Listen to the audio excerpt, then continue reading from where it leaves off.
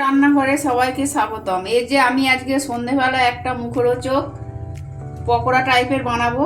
এই যে প্রথমে চিকেন নিয়ে নিয়েছি, এই যেরম ভাবে কেটে নিয়েছি। তার সঙ্গে নিয়েছি পেঁয়াজ, এই যেরম ভাবে কেটে নিয়েছি। তার সঙ্গে নিয়েছি ক্যাপসিকাম, এই যেরম ভাবে কেটে নিয়েছি। এটাকে আবার নুন, এই যে নুন দিয়ে দিলাম। এই যে রসুন বাটা দিয়ে দিলাম।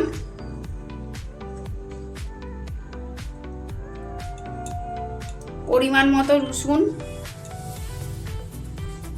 আদা বাটা দিয়ে দিলাম।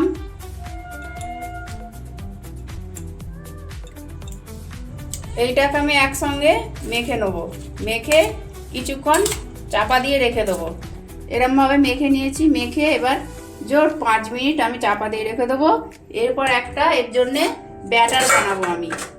কিছুটা ময়দা নিয়ে নিয়েছি, তার সঙ্গে কর্নফ্লাওয়ার নিয়ে নিচ্ছি কিছুটা। এই যে রসুন বাটা,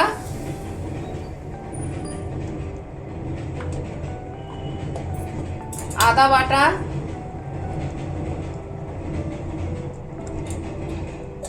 কাশ্মীরি লঙ্কা গুঁড়ো, এর সঙ্গে এবার এটা মিশিয়ে নেবো।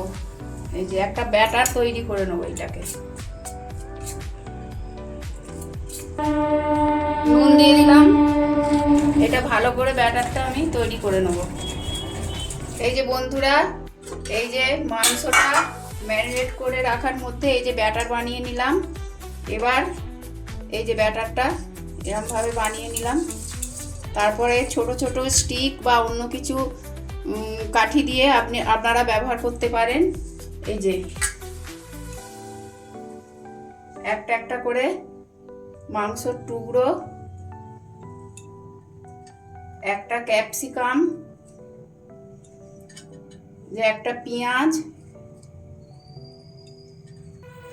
আর এক মাংসর টুকরো, এরম ভাবে আমি তৈরি করে নেবো। এই যে এরম ভাবে তৈরি করে নিয়েছি। এবার আমি এই ব্যাটারে ডুবিয়ে একটা একটা করে তৈরি করে নিই। তারপরে ব্যাটারে ডুবিয়ে আমি তেলে ছাঁকবো। এই যে বন্ধুরা, সব কটাই যেরকম ভাবে বানিয়ে নিয়েছি। এই যে এরকম ভাবে বানিয়ে নিয়েছি। এবার কড়া বসিয়ে দিয়েছি, তেল ঢেলে দেবো।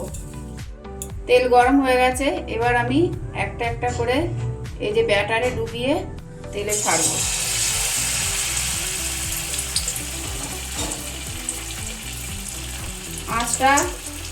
গ্যাসটা কম আঁচে রাখতে হবে, তবে ভালো করে ভাজা হবে।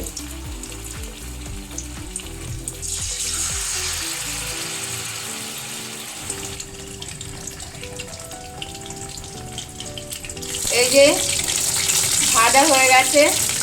এবার আমি একটা একটা করে তুলে নেব। এই যে ভাজা হয়ে গেছে। নতুনত্ব রেসিপি, যারা ক্যাপসিকাম না খেতে চায় তাদের বাচ্চাদের এরমভাবে ভেজে দেবেন। এর সঙ্গে সস দিয়ে, এই যে সস দিয়ে এবার খেয়ে নিলেই মুখরোচক খাবার খাওয়া হয়ে যাবে।